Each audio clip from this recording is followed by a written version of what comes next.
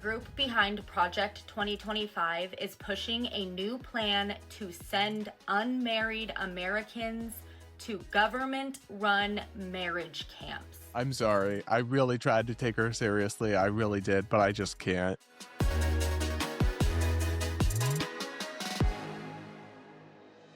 We got to talk about a truly insane conspiracy theory that's going mega viral on TikTok. I've seen video after video with millions of views, and they are suggesting, all these people on TikTok are suggesting that the Trump administration and its allies are planning to put single unmarried women into marriage camps where they will be forced to find a husband and not released from the camps until they do. That's right, guys.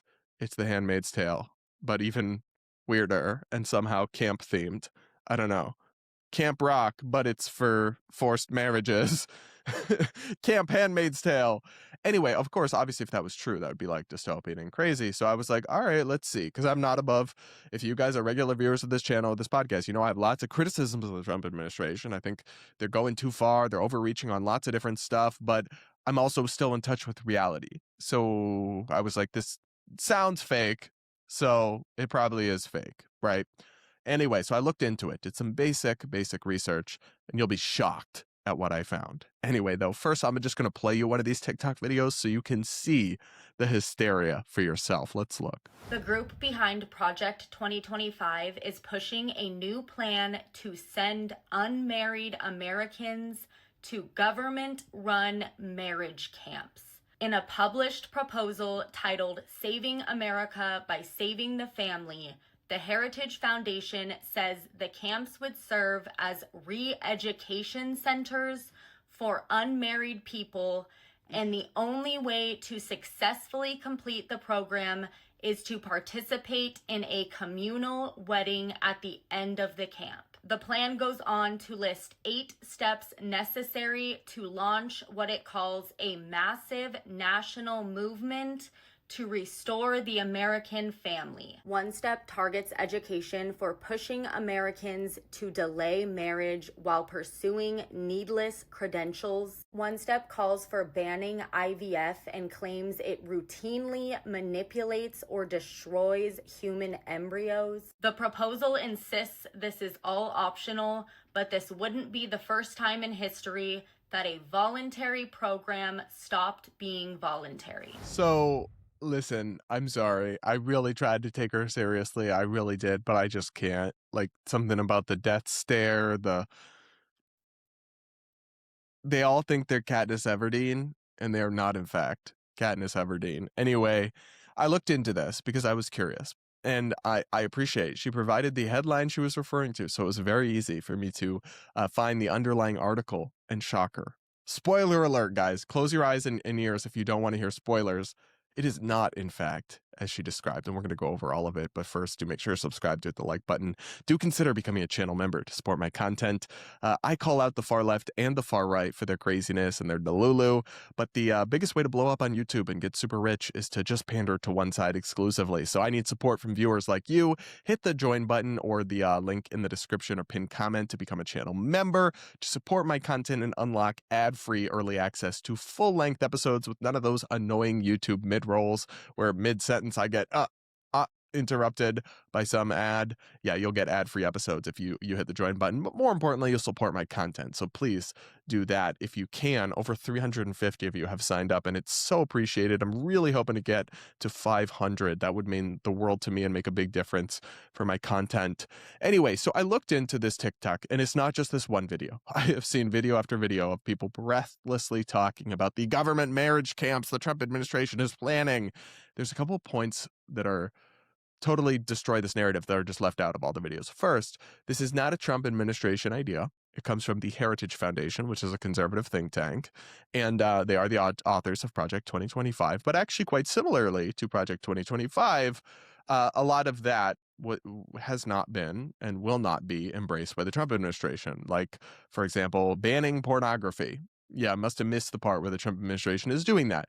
Basically, think tanks put out ideas, and then administrations pick and choose. And usually pick only a small portion of the actual things. So just because the Heritage Foundation proposes something does not mean the Trump administration will at all even consider it or let alone pursue it or implement it. They propose all sorts of things the administration has no intention of doing. Now some they do. So it just to be clear, this isn't actually a government thing or like a looming policy initiative. It's just something proposed by a think tank. An important and influential think tank, yes, but it's still just a proposal. Now, more importantly, it's not at all what they described on TikTok and on social media. They make it sound like single women are being sent to camps or something. That's not what's actually in the proposal. So here it is from the Heritage website itself. Saving America by Saving the Family, a foundation for the next 250 years. I went down and down and down in this plan and found the part of the article and plan that has to do with these so-called marriage camps. Here's what it says. A related idea would combine several of these elements into a marriage quote-unquote boot camp for cohabiting couples with children. Hang on. So it's not actually a physical camp and bit of a lost in translation there. And then it's not for single people. That's the big detail here that's so different. It's for unmarried couples with children to encourage them to get married, to provide them resources to get married, and to provide them relationship strengthening tools. Maybe you hate that, but like, it's not what they describe it as. And personally, it doesn't sound particularly controversial to me. Anyway, more here from Heritage. Recruitment could be done through local nonprofits that work with families, as well as radio, transit, and social media advertisements. The federal government has earmarked grant funds for marriage education programs in the past, including $35 million for one initiative called Helping Every Area of Relationships Thrive, HEART. A local church could use this type of grant to run a program that covers important topics like communication, money management, blended families, fidelity, and conflict resolution. Successful completion of the program would mean that couples are ready to walk down the aisles at a communal wedding by the end of the boot camp. The bride and groom would also be matched with a mentor couple to help them navigate the highs and lows of early married life. So there's a little bit more here from Heritage, but let's just acknowledge how many layers away we are from the original social media narrative, which was government camps, like literal physical camps for single people where they will match up with someone. We're actually talking about workshops for couples that are already together with children, not even administered by the government, just funded through some grant carried out at your church or something, that are there if you want to participate in them. I don't know. Am I the weird one for not being particularly scandalized by this idea? Like, I guess I'm not sold that this is an urgent and pressing use of our taxpayer dollars, but I'm not seeing the dystopian part. And to me, it seems more indicative of the game of telephone that so often happens on social media, where they start out with, like, they find something real. Like, this is a real proposal about camps, boot camps for unmarried people, but they're referring to couples with children, not just, random singles. And somehow through the social media grapevine, it gets translated into government camps for single women. Like, wow. Remember, as a kid, we used to play telephone where like somebody would start a sentence, whisper it to another person and and you go around the circle. And by the time it got back to it, it'd be a totally different sentence. I feel like we're witnessing that, but the social media version.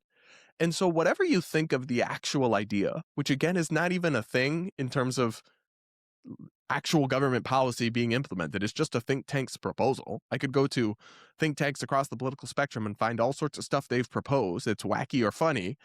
But taking that and then scaring people like this with it by a false, distorted image of it is actually corrosive because it gets people at each other's throats. It distorts the threats and problems that do exist and puts people at a 10 out of 10 when maybe actually, the cause for concern for this one at least is like a 1 out of 10 or a 0 out of 10.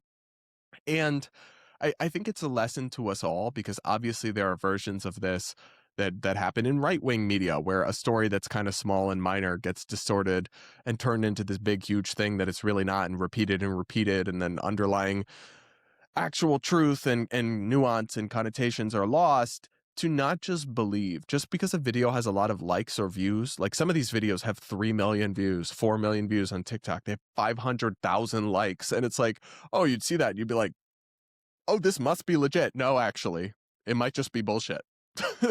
And people need to remember that just because something is going viral does not mean it is true, does not mean it has any semblance of resemblance to reality. And in the case of the Heritage Foundation's proposed government camps for single people to be put in, there's literally nothing to this rumor. It's a total distortion of the actual idea, which probably isn't going to happen anyway.